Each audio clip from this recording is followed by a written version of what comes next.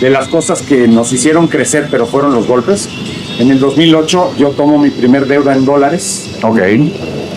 Backlist con Kenwood, justamente. Y tomamos deuda en dólares, cobrando en pesos. Pero estaba muy estable el tipo de cambio. La verdad es que llevábamos muchos años con un tipo de cambio estable. Sí. Pues nunca vimos venir la crisis famosa del 2008. Nos pegó automáticamente porque al ser justo permisioneros de Monroe le movía a Penske y Penske a General Motors. Esa era la línea. Todos te quitan un pedacito o te ahorran diésel. ¿Está en el transportista hacerse de la vista ciega o no? Ajá. Yo, como lo manejé siempre, fue, a ver, vamos acordando, operador, tú y yo, qué rendimiento primero te da la unidad. ¿Estás de acuerdo? Ya lo calaste, órale. Entonces vas a ir a tantos kilómetros, te doy diésel y le doy un poquito holgado para que no vaya tan apretado.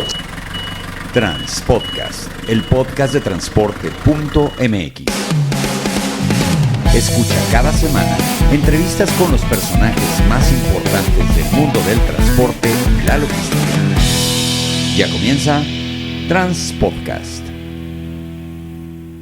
Este episodio de Transpodcast llega a ti gracias a Proper Remolques. Los remolques que marcan la diferencia.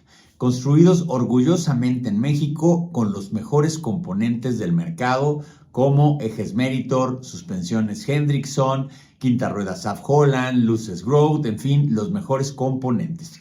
¿Quieres cotizar tu próxima plataforma, tu próximo dolly, tu próximo HiCube? Entra ahora a properremolques.com y checa los mejores remolques del mercado. ¿Qué tal, amigos de Transpodcast, el podcast de transporte.mx? Mi nombre es Clemente Villalpando y me encuentro en mi ciudad, León, Guanajuato, porque estoy en el marco de un evento que se llama Road to Logistics, que se hace aquí por un clúster industrial, pero voy a aprovechar esta oportunidad para hacer una entrevista a un transportista muy interesante, aquí vecino de la ciudad de Irapuato, Juan Francisco Acevedo de TAMSC. ¿Cómo estás? Bien, y gracias por la invitación, hombre.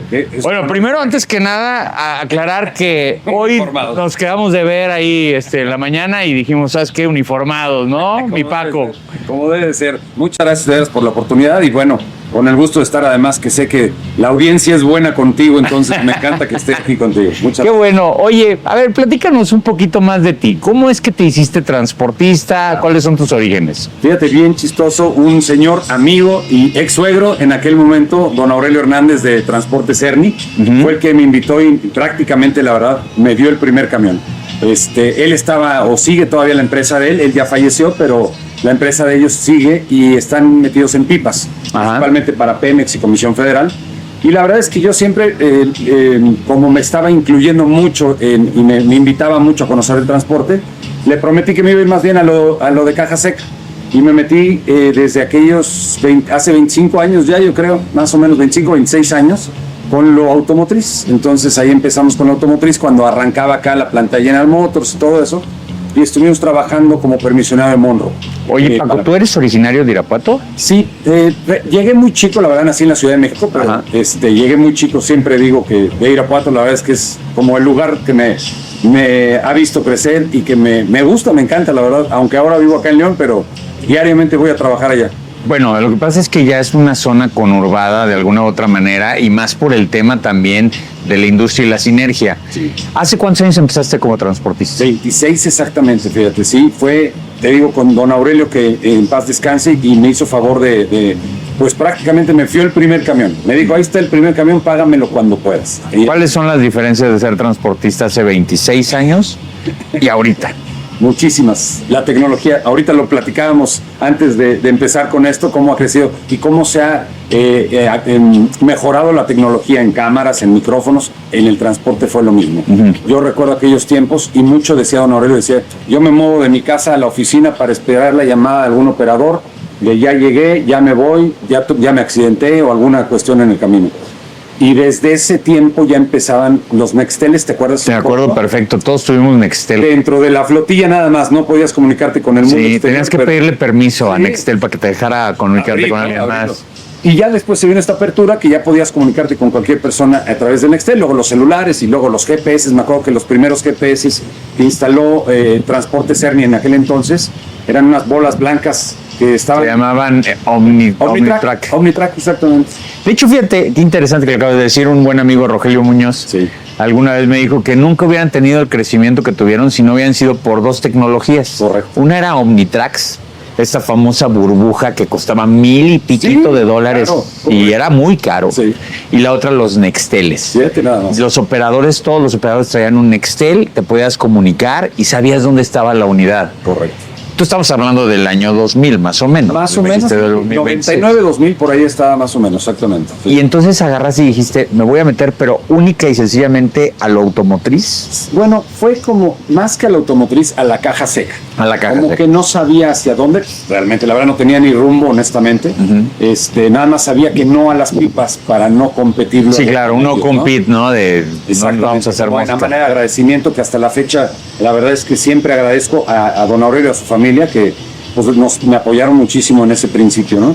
Y ahorita que dijiste de Rogelio, pues un saludo a la gente de Tracusa, que mis respetos, cómo trabajan. Tú sabes que es una empresa familiar, pero dos cosas me impresionan de ellos. Una, justamente la tecnología que han metido desde hace muchos años y cómo han combinado entre hermanos el trabajar, pues el día a día, ¿no?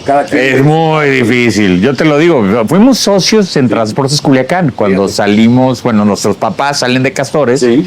compran Transportes Culiacán. Yo luego nunca platico estas cosas aquí en el podcast, pero bueno. Sí. Sí, y fuimos durante 6-7 años socios, los Muñoz Sánchez. Sí. Y la verdad es que tengo muy buena relación con ellos. De hecho, tengo agendadísimos ya algunos podcasts con ellos. Padrísimo. Y es una empresa que ha crecido mucho en base a también dividirse las tareas como familia. Correcto. En tu caso, ¿tienes empresa familiar o es...? Fíjate que no, te la platico, sí fue justamente con don Aurelio, que pues digo, era mi suegro, Es que era tu suegro. pero no estábamos casados, realmente era un noviazgo serio, la verdad, pero... Ajá.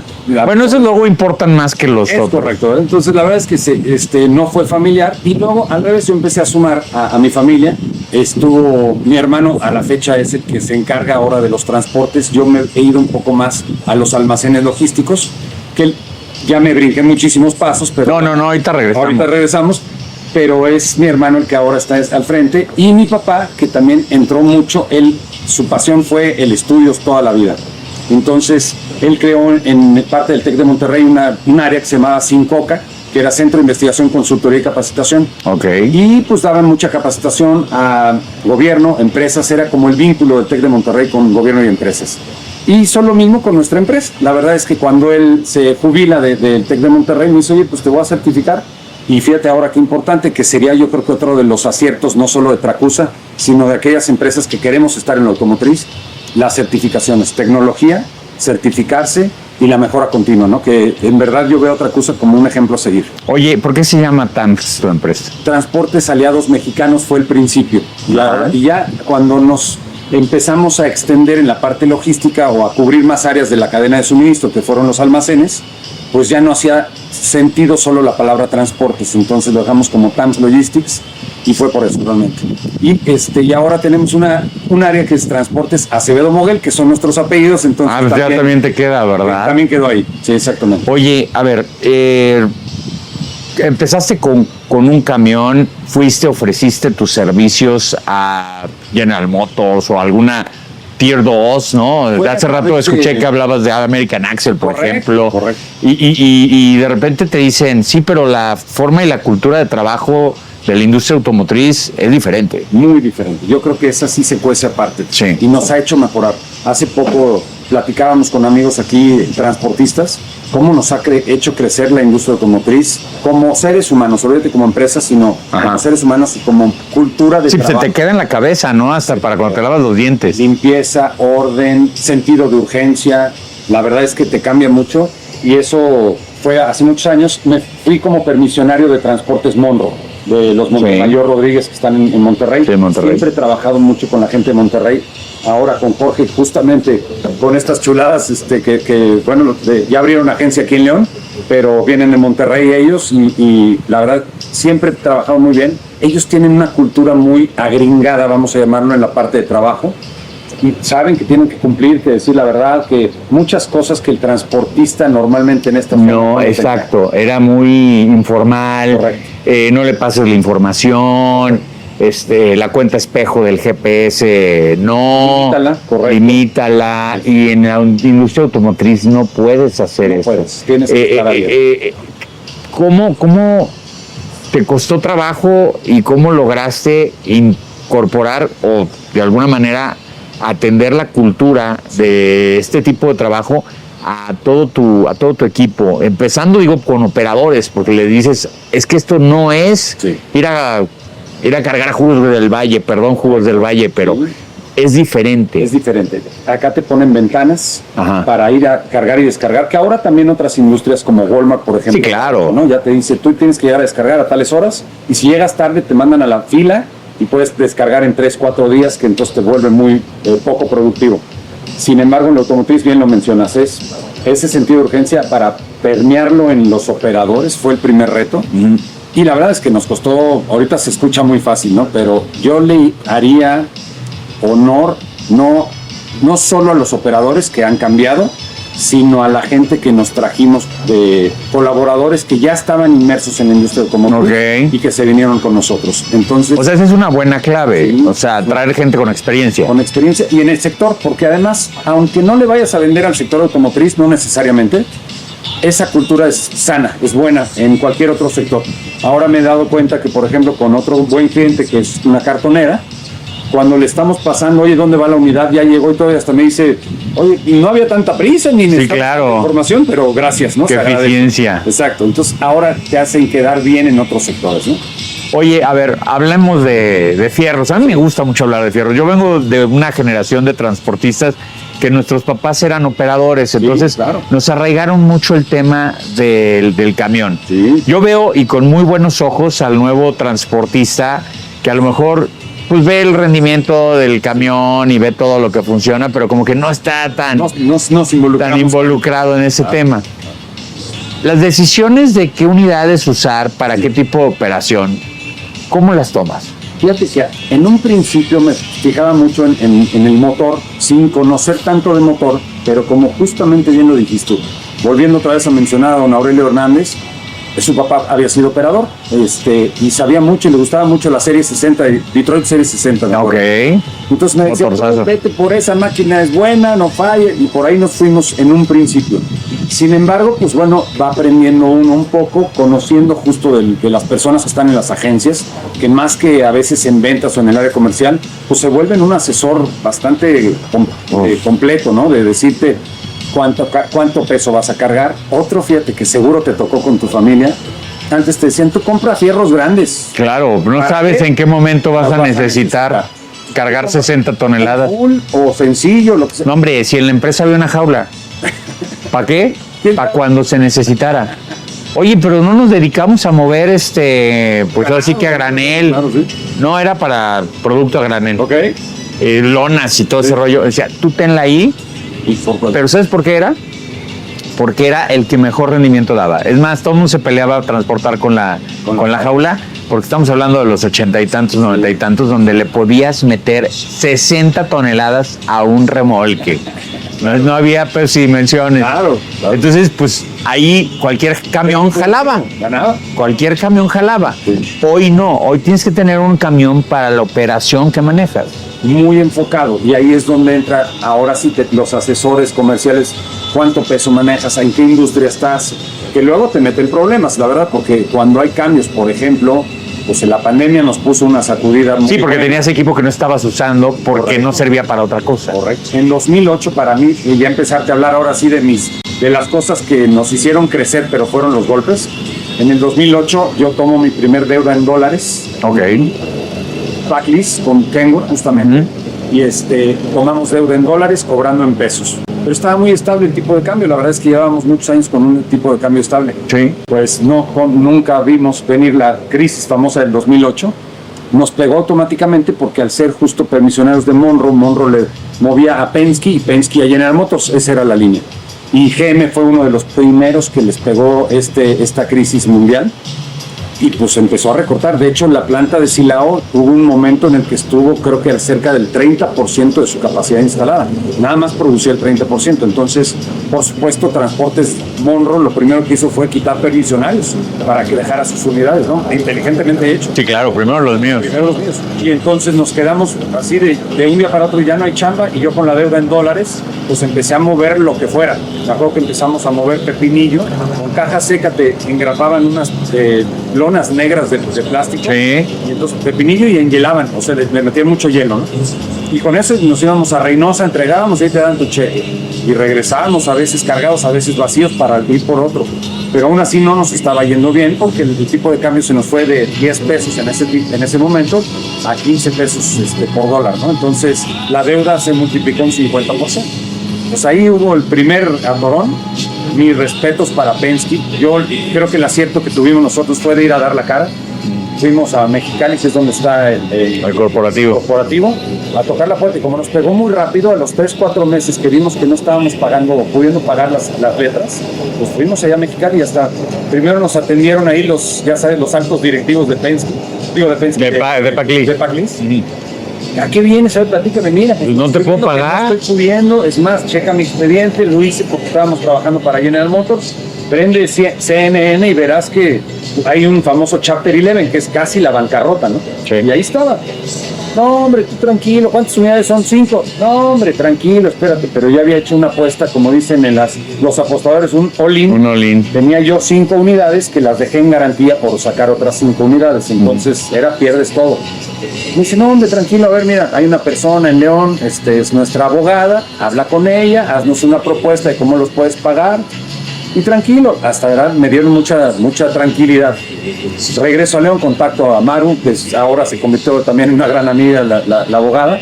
Me dice, pues vamos a hacer una propuesta, ¿cómo te sientes? ¿Cómo? Le digo, es que la verdad es que no estoy saliendo, no me siento cómodo. Me siento muy mal, así, ¿no? Entonces, no lo veo por dónde. De 3 meses o 4 que no habíamos pagado, se fueron a 8 y regresé a Mexicali. A los 8 meses que regreso, eso ya era un caos. Allá les estaban queriendo devolver una empresa 100 camiones, otra 200, otra 50. Ya no me atendieron los grandes. Sí, claro, ya no hubo esa plática. Persona, ¿cuántos son? 5, no te preocupes. Y la verdad es que mis respetos, me dijeron, claro que me vas a pagar las mensualidades caídas, pero acuérdate que en un arrendamiento tienes que pagar todo el periodo completo. Sí. Dijeron, páralo, entrega las unidades ante notario en la agencia de León y paramos. Y entonces págame los 8 mensualidades que me debes y en ese momento te entrego los papeles de tus camiones para que ya no estén en garantía. Claro. Sin castigo, sin nada. La verdad es que fue, creo que, ponerse en los zapatos de... ¿Esa fue la primera vez que sentiste una crisis dura en el autotransporte? Durísima en el 2008. La verdad es que yo pensé que ahí se acababa la empresa porque sí fue deuda en dólares, cobrando en pesos y luego sin chamba. Todo mal, ¿no? Entonces fue la primera vez. Además, Monroe nos tenía muy bien acostumbrados a que ellos ponían los remolques. Pues cuando salgo de ahí ahora con qué transporte, entonces teníamos que comprar cajas además para poder empezar a mover. Entonces sí fue un tiempo muy difícil. De ahí empezamos a mover con una cartonera de aquí de Silao, donde justamente convivimos mucho con Tracusa y pudimos empezar. Y ellos nos dicen, oye, para darte trabajo necesito que me almacenes producto terminado. No, pues hay que hacer. Y es cuando empezamos a almacenar producto terminado. Este día cambiamos de transportista a logística. Bueno, platicábamos acerca de cómo ha sido tu experiencia y me decías de cómo es empezar a trabajar con camiones de origen asiático, Chino. Correcto. Fíjate que al principio le pusimos una barrera un poco, no sabíamos si entrar o no, y lo que nos dio el empujón de golpe fue en pandemia. En pandemia, pues las otras marcas te decían que tiempo de entrega había de 1 año, año y medio más o menos. Y entonces me paré en la agencia que te digo que diariamente pasaba en la carretera, me paré y, oye, platícame un poco más de estas unidades. Y empezaron a platicarme y empecé a ver motores, justamente Sinotruk, que es la marca madre, trae 2 marcas, que es Citrac y Howo, son las 2 marcas. En ese entonces estaba Citrac y traían un motor MAN y me dio mucha confianza. Dije, bueno, es un motor alemán, avalado por los Volkswagen. Exacto. Que ahora, digo, lo entiendo y lo conozco ahora un poco más, que es una versión de MAN que se hizo para los chinos y para los carros chinos, ¿no? Es que todos los camiones que se desarrollan en China tienen un origen de alguna marca ya respaldada por por Europa o Estados Unidos, ¿no? Sí. Y entonces empezamos, ahí fue, oye, tiempo de entrega, me dice, te lo puedo llevar mañana en la tarde. Ay, pues entonces ahí nos cambió. Hicimos una prueba primero con 2 unidades y la verdad es que bien, muy bien. No nos fallaron. Empezamos a trabajarlos pues ya un poco más constantemente, con kilómetros y todo. Oye, ¿tienes esta refacción? Sí. Y yo creo que ese fue un acierto de la marca, en la agencia, ponerle una refaccionaria, porque entonces sí tenían un stock de refacciones. Y para nosotros fue una buena experiencia en cuanto a mantenimiento, en cuanto a rendimiento. Eran unidades a diésel normalitas, poco más económicas que las otras marcas. Entonces dijimos, pues bueno, vamos a ver. Y muchos me decían, no hombre, espérate al año y espérate a los 2 años. Pues ya van ahorita 5 años, más o menos 4 o 5 años de que... Y la verdad es que siguen las unidades jalando perfectamente bien.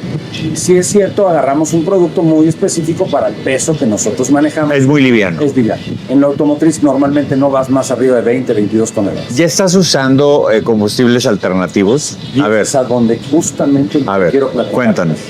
Ahí me platican realmente los amigos de Howo, oye, tenemos gas natural comprimido. ¿Y eso con qué? O sea, ¿cómo está la cosa?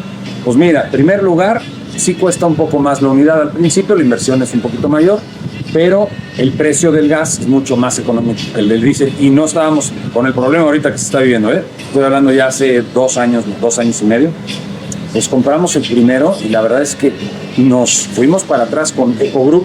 Un gran amigo que se llama Ricardo Rincón nos hizo un estudio muy serio y formal de la reducción de huella de carbono en una ruta específica que era de Mazda Salamanca a San Luis Potosí y reduce el 82% de la huella de carbono. Wow. Gas natural comprimido versus un diésel normal.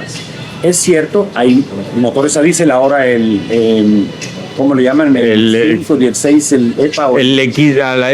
El Euro 6. Euro 5 y Euro 6. Puede ser que de 82, la diferencia ahora sea tal vez de 70%, ¿no? Uh-huh. Con estos motores, pero tú sabes que la flotilla en México, muy poco porcentaje está en Euro 5 y Euro 6. Y mucho menos porcentaje está en combustibles alternos, ¿no? Eléctricos, no sé si te ha tocado ver en la carretera, 2 o 3. Algunos. Sí, muy pocos. El rendimiento en el eléctrico es todavía muy poco, creo que es para 500 kilómetros aproximadamente, entonces cualquier transportista te va a decir, no, pues no alcanzó a ir y venir, ¿no? Oye, platícame, ¿no es difícil conseguir operadores cuando les ofreces que el combustible sea el gas? O sea, digo... Tú ya sabes el tema, ¿no? O sea, cuando ya te dicen, no, yo de esos no manejo, pues ya sabes que te iban a robar diésel. Entonces, miren, acabas de dar en algo bien importante. Y se ve que sabes del tema muchísimo. No, por favor, digo. Ahora sí que todos te quitan un pedacito o te ahorran diésel. ¿Está en el transportista hacerse de la vista ciega o no? Ajá. Yo, como lo manejé siempre, fue, a ver, vamos acordando operador tú y yo, ¿qué rendimiento primero te da la unidad? ¿Estás de acuerdo? Ya lo calaste, órale. Entonces vas a ir a tantos kilómetros, te doy este diésel y le doy un poquito holgado para que no vaya tan apretado. Sí, claro. Como tú sabes, cuando es por flete, digamos, pues le das justamente para ir y regresar y punto. ¿No? Hay líneas transportistas que manejan el lleno tanques y regresas y te vuelvo a llenar. Sí. A nosotros no nos gustaba ese sistema porque luego justamente... Era demasiada tentación. Mucha tentación. Yo le digo siempre que esos tanques de diésel se veían como llenos de billetes de 500 pesos. Pues claro que sí, oye, llenas un camión con 25,000 pesos. Correcto. Entonces no lo poníamos lleno, nosotros era para ir y regresar, y el operador iba haciendo su charquito. Y en efecto, luego te decía, oye, este es mi sobrante de que lo manejé adecuadamente y todo, y le decía, me lo puedes quitar aquí enfrente. Es más, sí, claro. Tú no con la manguera para exacto. Es tuyo. Tú no te pasaste de lo que habíamos quedado. Y está costeado en el flete, entonces ya realmente no es un robo. Así lo quiero ver, así me gusta ver. Llámale merma. Yo tenía un cliente que estaba en los lácteos. Sí. Y me decía, no te lo voy a decir y yo no te lo dije, pero si se pierden 3 cajas de leche, no hay problema. Sí. Ellos ya tenían estipulado que los operadores traían esa merma, ¿no? Decían, siempre se llevan 2-3 cajas de leche. Sí. Pues ya sabían y lo tenían ahí ya presupuestado. Y acá fíjate que justamente luego lo hicimos parte como de la cultura, decirle, ese es tu diésel, ya lo sentían como... Si trabaja con tu diésel, no con el de la empresa. Exacto. Y luego algo muy padre hubo operadores que me decían, oye, ya traigo lo suficientemente ahorrado para una vuelta a San Luis Potosí.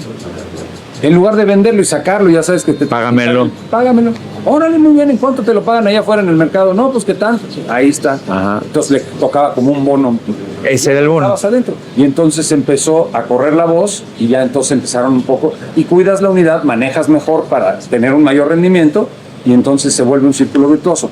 Con el gas, y respondiendo a tu pregunta inicial fue, oye, ¿cómo ves? ¿Te calas uno de gas? A ver qué onda. Dice, no, a mí ni me sube esas cosas. En primer lugar dicen que explotan. Sí, es la primera. Ajá. ¿Y quién te dice que explota? No, ahí dicen, bueno, mira, ven, él es el asesor que nos va a decir, ¿explotan estas cosas? Y dice, definitivamente no explotan. Oye, ¿y si choco? No explotan. Oye, ¿y si estoy fumando? No explotan. Entonces, sería algo muy, muy difícil que... ¿Qué rendimiento da un camión? Fíjate que es menor el rendimiento. El rendimiento, yo promedio por flotilla lo traigo en 2.7 kilómetros por litro. Pero el costo del combustible, del Está combustible es ahorita otro. 28, 29 pesos el litro de diésel. Y en el caso del gas me da un rendimiento de 1.8 kilómetros por litro, pero está en 13 pesos aproximadamente. Ayer justo platicando con amigos de Trayecto, una línea también Ajá. muy importante. Sí, no, bueno. Ellos traen creo que 3.2 promedio, porque tienen unidades muy nuevas. Solamente compran una marca, eso también está bien estandarizado. Todos saben que el Exacto. Trayecto no puede entrar nadie que no sea Kenworth. Exactamente. Y nos decía, traen Kenworth a gas natural comprimido. Y dice, fíjate, algo que yo no sabía, todos los días se aprende algo nuevo, la presión con la que cargas te va a dar un mejor rendimiento en las O unidades. sea, hace diferencia. Sí hace diferencia, algo que yo no sabía. Justo nosotros cargamos actualmente con una unidad móvil que nos pusieron en el patio. Ellos ya tienen una gasera puesta en forma, entonces la presión con la que entra el camión es mayor y te da un mejor rendimiento. En un porcentaje de cuánto te demanda en chamba el transporte contra el almacenaje, ¿cuál es la diferencia? O sea, ¿cuál es la proporción? pregunta. Digo, yo sé que con el transporte no se duerme, pero Sí. ¿qué tanto te demanda en tiempo, en retos el almacenaje? En un principio, como te platiqué, la idea era que el almacén nos generara carga, entonces lo teníamos así como que pues el almacén no nos importa mucho, sino el cliente nos lo pidió y vámonos. Ya actualmente como lo hacemos, la verdad es que pues, sí tuvimos que dividir un equipo dedicado para los almacenes y otro equipo dedicado para los transportes, porque sí, es igual de demandante que el transporte. En algunos almacenes que tenemos aquí en Guanajuato son 24 horas. No podemos descansar porque le guardas materiales que van a producción. Entonces, si la planta, en este caso... Produce 24 horas, 24 horas está sacando. Oye, el 24 de diciembre vamos a trabajar mediodía, pues el 24 de diciembre trabaja. O sea, cuando la planta trabaja, tú trabajas porque de aquí salen los materiales que se llevan para producción. Es un sistema de la cultura japonesa que le llaman Kanban. Que van Sí, porque ya el just in time, ese viejo ya está... Bueno, ahora dicen, de broma dicen, ya el just in time no me gusta el just in case. Ya, Exactamente. exactamente. Entonces tienen un pequeño... Y él se llama Kan. Kanban. Kanban. Es una palabra en japonés. Y es un sistema, ellos le llaman un supermercado dentro de los dentro de su planta tienen un supermercado que ellos definen qué materiales tienen para tantas horas de producción. Pero evidentemente entre menos almacén les consuma, tienen mayor espacio para planta productiva. Ellos no se dedican a almacenar y ellos dicen, tú vete a tu core business, que es producir autos, ¿no? Entonces, esto a veces lo hacen de 8 horas, de 24 horas, el que más así de 2 días, ¿no? Entonces quiere decir que cada 24 horas o cada 48 horas cambia con todo, da una vuelta completa ese pequeño supermercado. Y todo lo demás lo tienes tú acá en tu almacén y entonces lo estás mandando hora tras hora. O sea, la verdad, no paras dando vueltas a la planta, ¿no? Oye, Paco, te ves transportando otras cosas. Pues sí, fíjate que ahora la industria automotriz ahorita Trae una amenaza media fuerte, zona. trae un reto bien importante y lo platicábamos ahorita bajando la escalera tú y yo con los autos japoneses, chinos, perdón, los autos chinos y nos hicieron favor las personas de juego a conocer unas plantas de camiones. A ver, cuéntame, ¿cómo fue tu experiencia? Me fui para atrás, de verdad, eso sí fue un cambio completamente de lo que yo tenía la expectativa de cómo producían. Sí, No sé si decía has seguro. escuchado seguramente, no hombre, los chinos tienen hasta niños trabajando, casi amarrados a la pata de una silla. No hombre, la calidad que tienen, la tecnología que le han invertido, a la que fuimos nosotros, habían robots, si has estado en alguna planta automotriz, va en línea, ¿no? Sí. Normalmente va colgado del techo la parte o el chasis El del auto, chasis y le van montado y le van las demás poniendo partes, cosas. ¿no? Y es más, hay un cable de precaución para cuando algo falla, puedes parar unos minutitos sin que pares como que toda la producción, pero paras tantito, recuperas y luego sigue. Pero la idea es no parar justamente, ¿no? Sí. Acá todo esto ya no está colgado, sino van unos robots y ellos saben que se deben de parar y luego se van a otra estación, que es un robot cuadrado, es como un pallet móvil, digamos, ¿no? Entonces se va moviendo solito en una planta de motores donde además la limpieza, el orden, no, increíble, de verdad, increíble. O sea, estos camiones, cuando fuiste a ver cómo los hacían, digo, supongo que también has podido acudir a otras plantas de otros lados. Correcto. ¿Viste más tecnología? Y más tecnología y sabes que también un laboratorio impresionante. En las otras plantas donde he visitado de otras marcas, no estaba al menos ahí el laboratorio. No lo dudo que lo tengan de pruebas. Este estaba a un lado de la planta y entonces los metían a una cabina donde elevaban a 50, a 60 grados la temperatura para ver cómo reaccionaba el motor, las mangueras, las llantas, todo esto. Y luego lo bajaban en otro lado a menos 30 grados centígrados a ver cómo reaccionaba. Luego, en otro lado, con gatos hidráulicos, le ponían hasta que tronara la suspensión para saber cuál es el límite. ¿Cuál era el límite?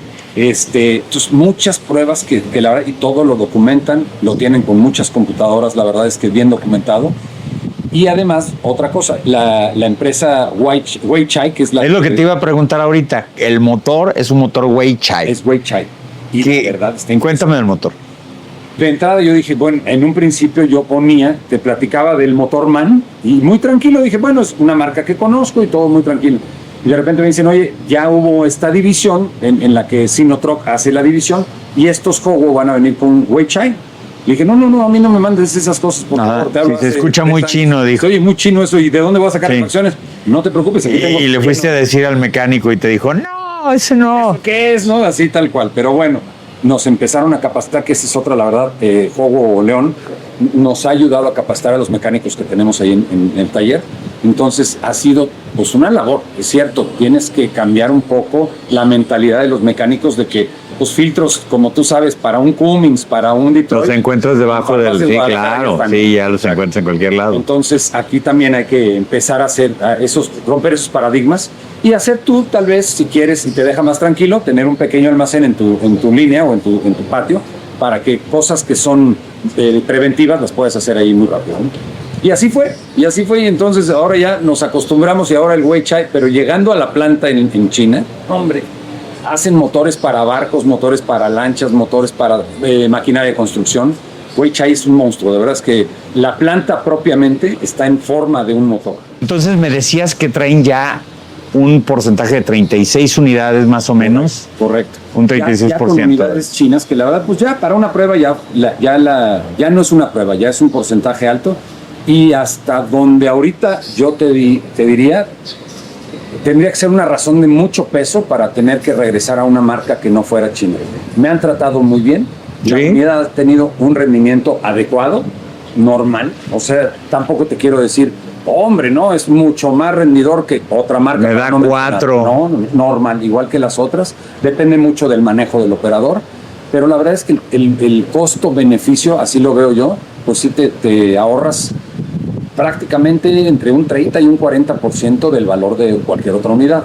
Sí, son más baratas. No hemos tenido problemas con refacciones, no hemos tenido que hacer algo, una reparación mayor, la verdad han sido cosas pequeñas. Sí, lo normal, son fierros, no tienen palabra, tú lo sabes eso, ¿no? Entonces de repente que una pila, hubo una unidad que no le servía el aire acondicionado, pues bueno, lo llevas a la agencia y ni modo, y ahí lo arreglaron, ¿no? Las garantías que dan están muy agresivos porque, pues como tú sabes, ahora sí que los amigos asiáticos están produce y lo que quieren es inundar el mundo. Y traen dinero y para generar más dinero. Pues la verdad es que traen muy agresivo no traigo garantía en automóviles, tú has escuchado, ¿no? 7 años de garantía.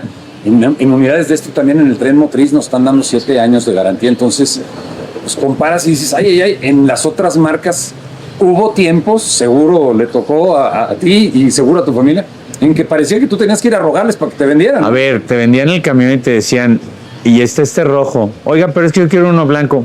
Ahí está el rojo. ¿Cómo ve? ¿Se lo lleva o se lo lleva el que...? Está formado ahí otro. Así era. Qué bueno que para los transportistas. Oye, Paco, te quiero felicitar. La verdad es que no había tenido el gusto de conocerte antes. Correcto. Además, eres muy buen conversador. Te vistes muy bien. Pues, El uniforme oficial. parece que vemos de aquí del stand de arriba. Sí, exacto. Te quiero felicitar, la verdad, porque me parece que es una empresa. Tu vibra se refleja en el tema. Estás apasionado, te gusta esto. Gusta, sí, me gusta. Y felicitarte también, pues, por hacer este tipo de entrevistas que la verdad a todos los transportistas nos gusta platicar acerca de esto. Sí. Y te voy a invitar después a que hagamos otra entrevista. Encantado. Y platiquemos de otros casos Seguro. interesantes del mundo del transporte. ¿Cómo ves? La verdad, yo siempre digo, hay que aprender de los grandes. Fíjate que mencionaste amigos tuyos. No, hombre, y hay más por ahí. Y muchos van a ver la entrevista y te van a buscar. Yo quiero León es una gran cuna de una transporte. gran cuna de transportistas. Digo, Julián de Obregón es la máster de todo. fíjate que una vez me tocó, y último, con esto cerramos, pero me tocó ir a un evento de Cofoce, lo organizó, Sí. creo que fue en Canadá, en Winnipeg. Sí. Iba una persona de Castores, una persona de Tres Guerras y una persona de Julián de Obregón. Imagínate, o sea, tres representando grandes eran los empresas. tres grandes, y cuando llegó un canadiense y dice, ustedes tres juntan tantas unidades, caray, o sea, y vaya que en Canadá y en Estados Unidos, pues sabes que hay empresas que Enormes. ¿no? Pero dice que bien representado viene el estado de Guanajuato, porque son tres de las grandotas a nivel México, ¿no? Entonces, pues tenemos un ejemplo aquí en León y en Celaya y en Guanajuato y en todos lados. Que hay que seguir y hay que profesionalizarnos y no dormirnos en nuestros laureles. Ahorita hay que meterle a la tecnología, a las certificaciones y a los operadores. Y a los operadores. Qué bueno que lo comentes, porque el próximo podcast que quiero hacer contigo quiero hablar acerca de profesionalización de operadores. Creo que ahí hay mucho que hacer. Mucho. De capital humano. Sí, sí. Muchas gracias, Hombre, Francisco Acevedo. Sí, gracias. Muchas gracias a todos ustedes también por estar el día de hoy aquí en Transpodcast. Ya saben, la mejor y la mayor información del mundo del transporte y la logística la van a encontrar en un solo lugar, transporte.mx. Saludos.